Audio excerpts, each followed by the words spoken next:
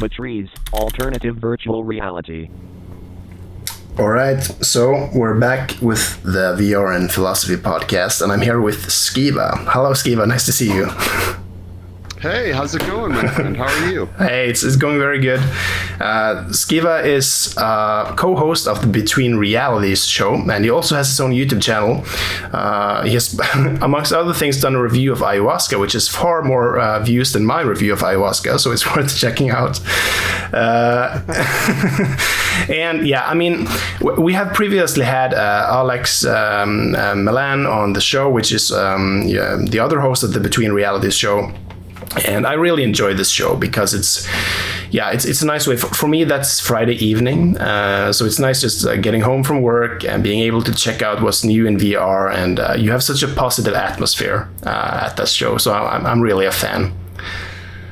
Oh, thanks so much, man. We really try to bring a fun and engaging show. Yeah. You know, we bring on all kinds of guests from the community and get all kinds of perspectives on everything happening. And so it's just super fun. Super fun. Yeah, it is. It's really great. What's interesting to me is that, I mean, I'm not very much into VR gaming. Of course, I love VR, so I'm trying to check out everything that is available. But watching the Between Realities show, I really enjoy your perspectives on the privacy, which is becoming really more important when it comes to the announcement that was made this fall that every new purchasing of the Oculus Quest 2 would require tying it to or signing up with a Facebook account. And yeah, I really enjoy that you have this perspective trying to discuss the pros and cons with it. And at the same time, it's rough because we were just talking about it. Like, if someone has, say, hundreds or even thousands of dollars in games, they cannot delete their Facebook. And there are many reasons to delete your Facebook without losing access to these games. So I'm just, curious to hear more of your perspective as a gamer and in regards to this privacy thing. Well, you know, it's all really sad to me because, you know, I started in VR in 2017, very beginning, I think, of 2017. And so I've been, you know, I started with an Oculus Rift.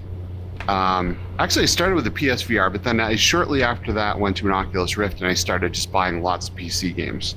And luckily for me, I really bought more into the Steam VR ecosystem than I did the Oculus stuff. So most of my games are over there, but I still have, man, you know, I want to say 50, 60 games on the Oculus store that I don't want to lose access to, but I'm being held hostage through my social media account.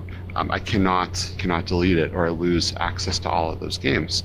Also, I have a Quest and a Quest 2, and I really the hard wonderful device, and it's it's wonderful, it's amazing, and it's just too bad that it's stapled to this social media service that has a lot of ethical issues. Because I would really and truly like to get rid of my Facebook account. I mean, I never use it because it comes with such a bad taste in my mouth for all the things that I know I'm giving up by using that platform. Yeah. So, you know, they took, you know, what I really love, which is VR, and they kind of brought it into their ecosystem and trapped me in there with it. Yeah. I don't think that's super fair. I mean, what does VR have to do really with Facebook? Yeah. I mean, I feel like I shouldn't have to have Facebook, but it is what it is, unfortunately. Yeah, it is. And I also felt cheated when this happened because I was on Facebook, and when the Facebook VR feature came to the Oculus Quest for the first time, I signed up because I was interested in seeing, okay, how are they going to do this? And then when they later announced that, actually you cannot undo this thing without losing everything, that seems really unfair. I mean, I voluntarily said, okay, let's try this out. And you sort of can't push the off button on that without losing hundreds of dollars in...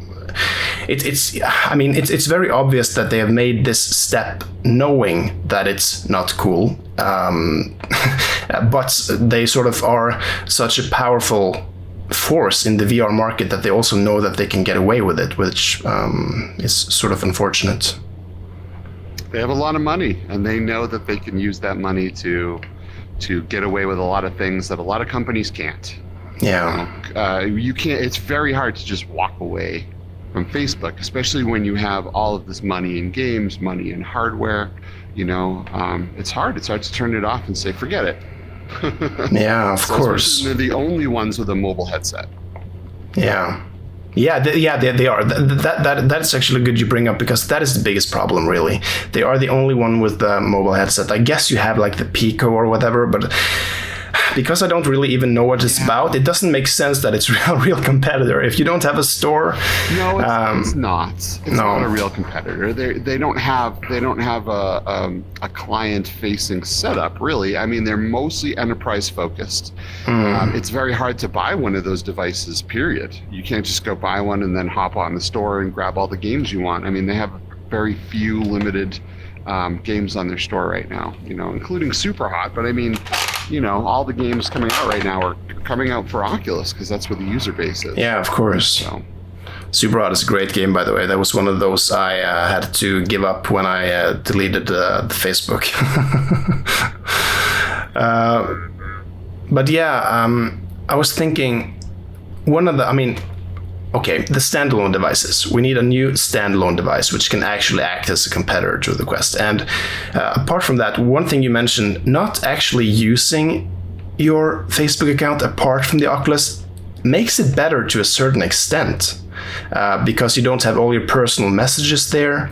But there is this, you launched a Quest 2 giveaway, which was super fascinating to watch, because you marketed and branded this as the biotheft data unit.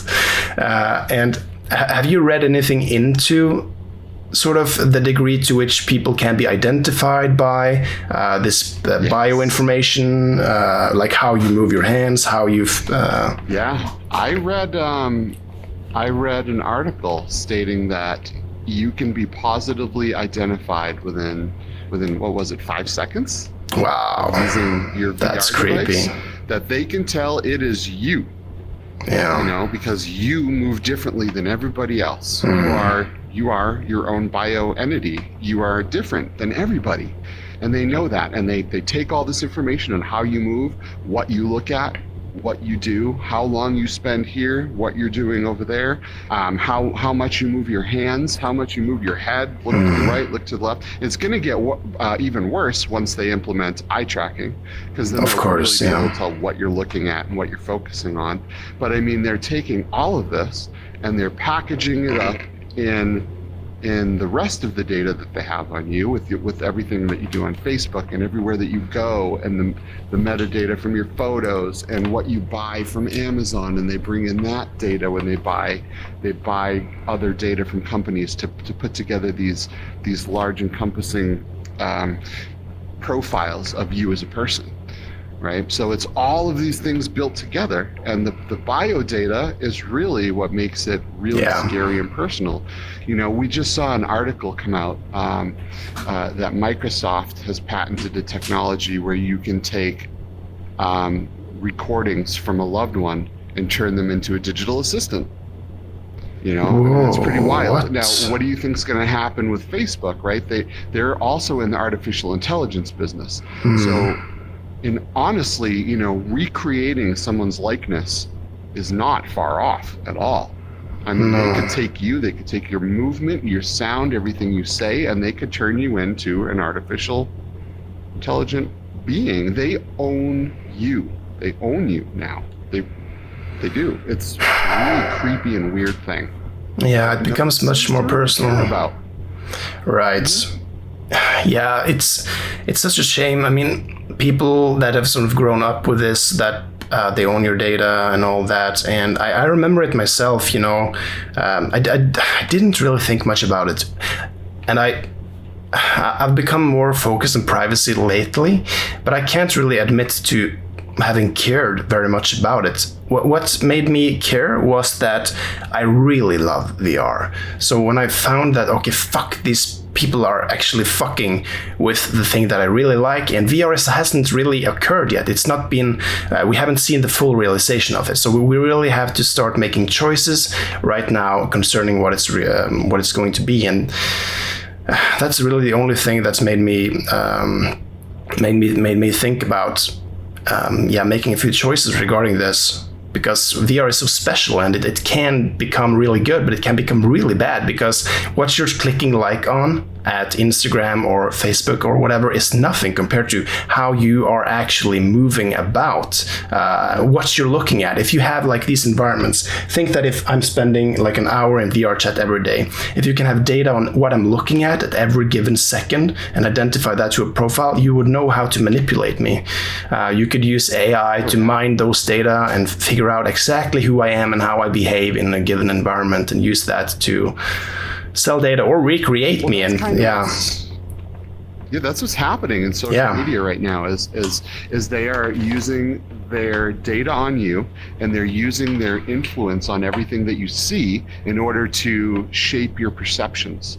And if you shape someone's perception, you shape what they do, and you shape the way they think and the things that they do in life, whether it be election stuff or whether it be your views on certain things like privacy. They're constantly manipulating your perceptions in order to change how you think. And these companies are huge. Facebook and Google, that's what they do. They're in the business of learning who you are, so they can then kind of push the herd in the direction that benefits them, if you will. Yeah.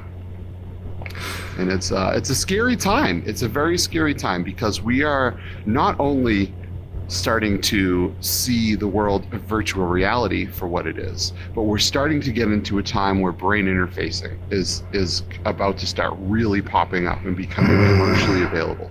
And when they can then take your thoughts and monitor and record everything that is happening with your brain, I mean, how much of you is really going to be just for you anymore? You will be all-encompassing Facebook profile. It's I was thinking, I mean, I made this video earlier in December, sort of regarding Facebook and this whole thing, why it's a problem. And I was posting this sort of, I think I posted it at the Valve Steam Reddit or at the Index, not Steam Reddit, subreddit, sort of like, okay, this is why PC VR is good by Valve. And one of the comments was like, well, yeah, that's good, but actually, Valve is really getting into this BCI thing, brain-computer interfacing in regards to VR, and isn't that just going to make everything a lot worse? And I feel like, who are we going to look to? What big company is not trying to make money in this terrifying way? And if they are that much into BCI, how can you do this with knowing that it's safe? I don't know, do you have any thoughts regarding which actor to support in terms of PC VR? Is Windows good? Is Valve good? What are we going to do? So, Microsoft has a lot of shady practices as well. And, I hear that a lot, with why do you pick on Facebook so much? Microsoft does a lot of crazy things. Google does a lot of crazy things. Well, just because, you've heard from your parents, I'm sure, growing up, that just because little Johnny went over there and jumped off the bridge doesn't mean it doesn't mean it's a good idea. Just because other companies with multi-billions and trillions of dollars are doing bad things doesn't mean it's okay. Right. And it doesn't mean we should just stop and give in right now. Like, this is the time right now. Yeah, it is. We should be saying, enough. This is not okay. We got to put a stop to this before it gets too big, because I'm telling you, man, once brain interfacing becomes a thing, that is going to be legit the new big oil.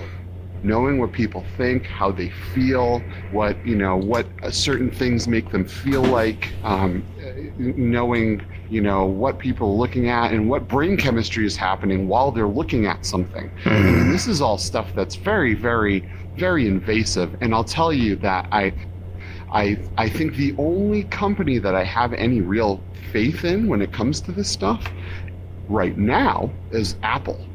Yeah. They're the only ones that seem to really care and say, we are focused on privacy.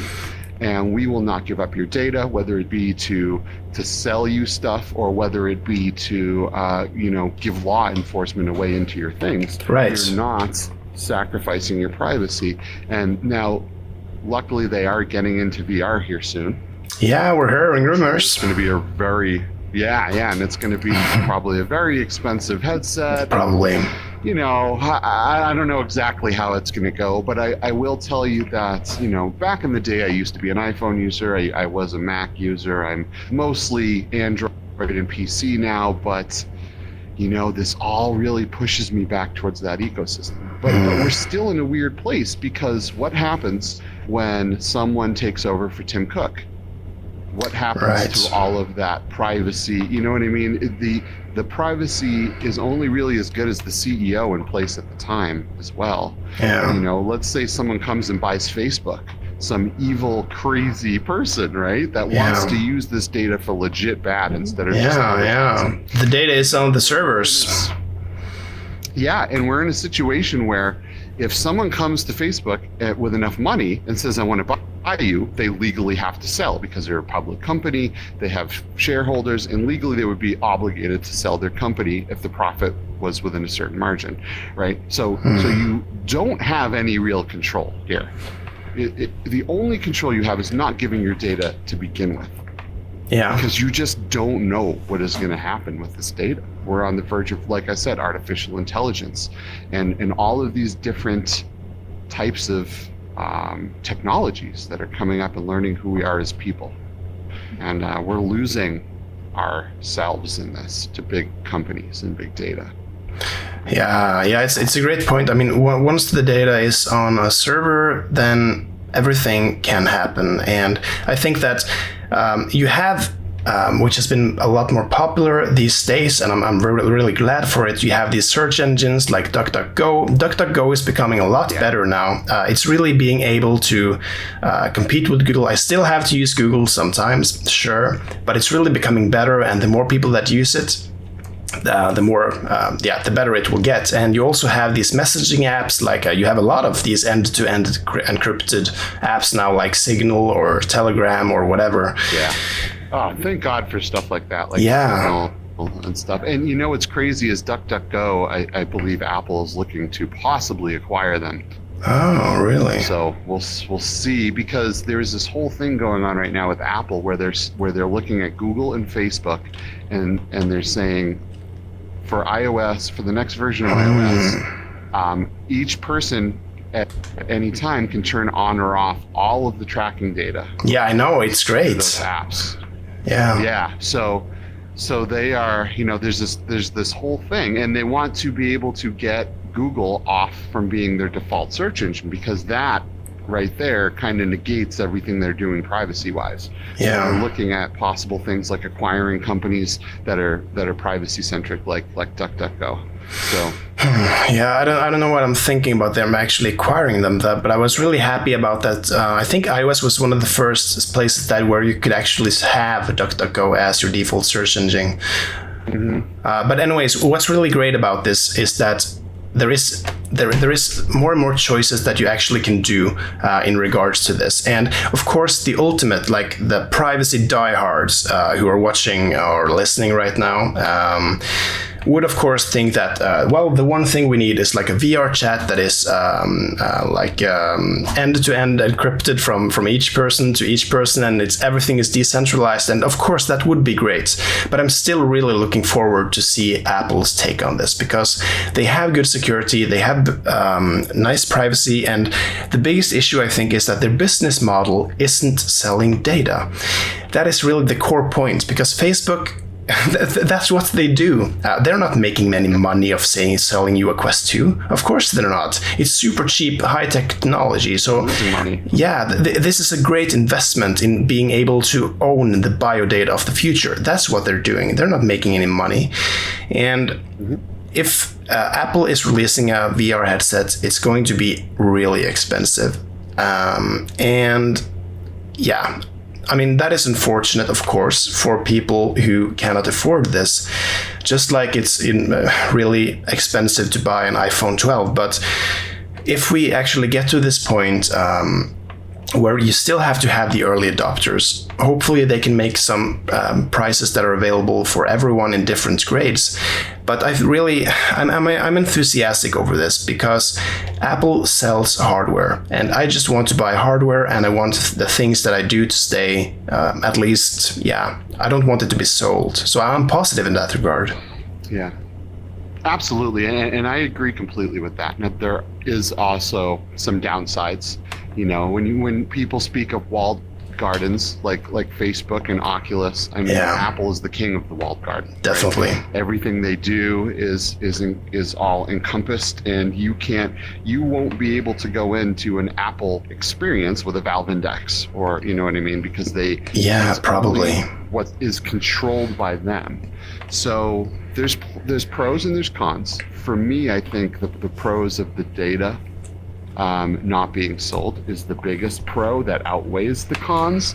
But at the same time, it's going to be hard because we have such a small market of VR users that we're cutting them up and saying these VR users can't interact with these VR users, so we'll see how the whole thing goes. I know that first headset is going to be very expensive, and but I feel like it's the test bed for Apple.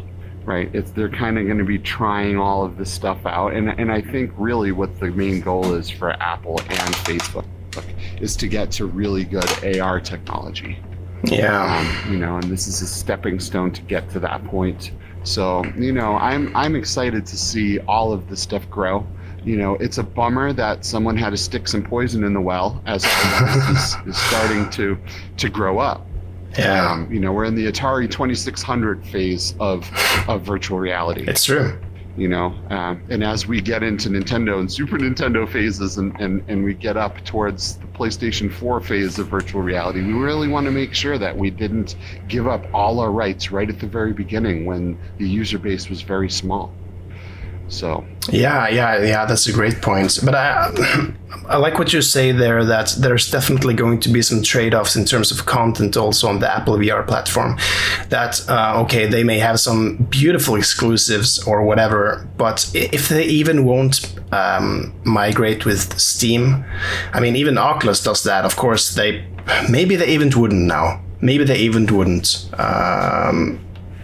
right now if they started a new. I think if Facebook was just up and coming now and they started with the Quest, there would be no Steam integration. They have more use, which is funny, right? Because the Quest 2 is now the second largely used VR headset on Steam. Right. It's great. They're selling lots and lots of hardware, but that means they're also gaining lots and lots of bio data. I mean, but by the choices that they've actually done the last 6 months, it wouldn't even be inconceivable that they dropped the Quest from the Steam VR platform. That would actually not be inconceivable. But eventually, I think that'll happen. I think they're going to drop it eventually from all PC VR. Right? PC VR is so niche that once they have a user base of millions and millions of players, most of those people are not going to hook up their Quest to a PC. I mean, that's a very small fraction of the user base. And there is a reason for this. I mean, I'm sitting now on a HTC Vive Pro, but I mean, the Quest, it's so easy, You just plug it on, and you can use it in another room. Valve Index. Sitting right next to me, and instead I'm on my Quest. Wireless. There's very little friction. So. It's true. Also, I think that that depends on your household, but just being able to use it in any room you want. I have a small room for my PC and office, and using it in the living room is really nice. So I love the Quest for just developing. Yeah, it's got a lot of pros, and the crazy thing is that we're on the 2-year anniversary of the original Quest. Wow. There's still no competitors. Where the heck are the competitors? 2 years of a very successful hardware platform that's starting to make multi-millions of dollars in software, and because of that, I know competitors are coming. they got to be around the corner. No one sees that much money in a new market and just shrugs it off. But this is a very complicated technology. People have to get the tracking right. People have to get the social aspects right. It's not an easy thing to get into. So, but I really do believe we have competition on the way. I also believe that. So, definitely. Fingers crossed. Yeah, for sure. Yeah, but it's it's a great point that it's been 2 years, and of course you have the. Or you don't really have that, but I still have to sort of obligatory mention it. You did have like the Vive Focus thing, right? I mean, what happened to that? That was just terrible, or no one's tried it, no one's selling it. I've used the Focus. It was a little bit uncomfortable, but all in all, it wasn't a terrible headset. It definitely was not as comfortable as the Quest. It wasn't as nice as the Quest. I think it was like a test bed, right? And they only sold it in the Western market, or they only sold it in the Asian markets, I believe. I don't think it ever came for sale in the United States. But I think they're probably using that right now to really dial that headset in and make it into something that will be a Quest competitor. HTC is the obvious choice for who's going to show up with a standalone headset. They have VivePort. I mean, the biggest thing with VR is having a store to get the software you want. The headset's no good without software, right? So companies like Samsung, while they might make the displays and they might have the technology to easily make these headsets, they don't have a whole ecosystem to be able to support it with software. So you got a company like HTC with VivePort, that is just the obvious choice. And now I don't necessarily like HTC either, but I feel like they are probably the lesser of the evils. But they treat their customers horrible, and I think I've heard that as well. Away from them. Yeah. So I'm pretty sure that's why Valve separated, started producing their own headsets, because they probably don't want to deal with a company that treats their customers like that either. So unfortunately, we got a lot of sketchy companies in this in the beginning of this, and I'd love to see a company come out that's really user focused, that really says your data is important to us and we're not going to sell it and we're not going to collect all of this stuff. But I mean, I don't know. It's so it's such a weird state for this industry to be in. Yeah, it is. One thing that's sure for me is that if there's anything that I can buy on Steam, I'm not going to buy it on Oculus, even if it's on a non-Facebook linked Oculus, which I've got. Yeah. So I think that if we're going to try to make this sort of constructive towards the end, okay, let's say the typical example, you're a VR gamer, you bought an Oculus Quest 2, you don't feel that you have it in you to leave Facebook and lose your games, which I totally understand. The strategy could maybe be to, okay, if you can't do that, keep your eyes open, pay attention, be vocal about the focus on privacy. It's okay to critically discuss something if you're not in it. For instance, I don't like Google either, but I'm using a YouTube account and to a certain extent even making money off those ads that they're serving. It could be said to be hypocritical, and it probably is, but whatever. Still, we have to be able to say things, although we're not able to make. Somewhere. Yeah, right. Yeah, you have to start somewhere. And the Google, Facebook came right out of the gate swinging with stealing everyone's bio data. Yeah. Where Google is definitely mining every bit of data that they can. Facebook came out with a whole new level of this, and I feel like this is a great place to really set the precedence and not say, well, everyone else is doing it, so we'll just put up with it. I don't think that's an acceptable thing to say. If your buddy was over there getting mugged and kicked, 5 people are beating the guy up, you say, well, all those people are doing it, so let's just leave it alone. It's fine. Right. No, it's not okay. It's not okay to do this, and we should be able to stand up and say that and be okay and not get attacked by everyone because it's it's just how it is. Yeah. It's only how it is because you're letting it be how it is. Yeah. So Yeah, I agree. And all have voices. yes. Voices. And it does matter, because I think that they did a mistake when they were so brutish about it when it happened this month ago. They weren't subtle about it at all.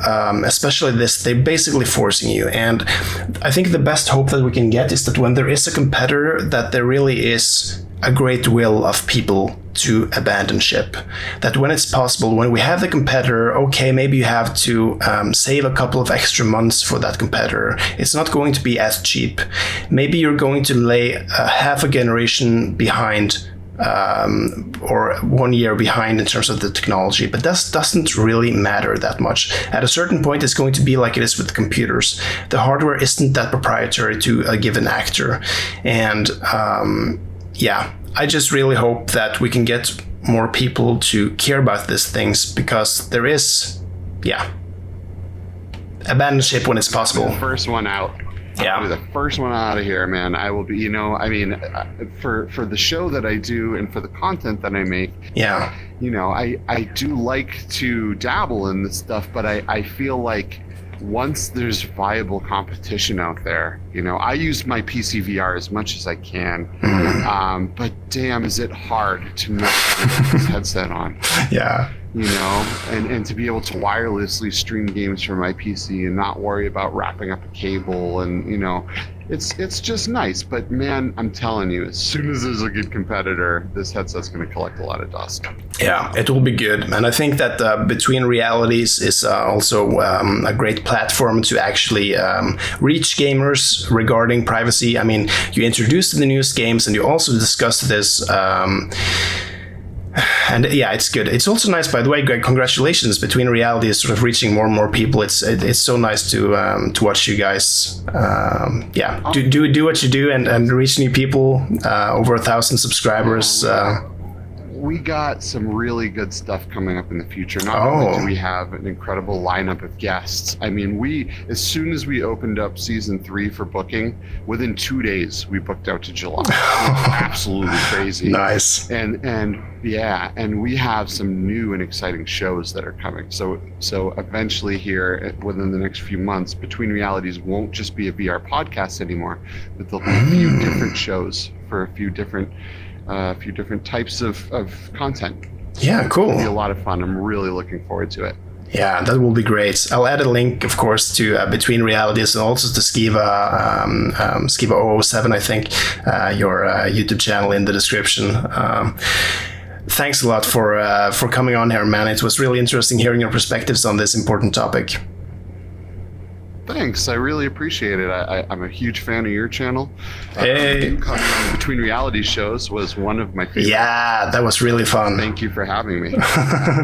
Well, all right, awesome. Absolutely. Well, we'll see you later. All right, everyone. Thanks for joining.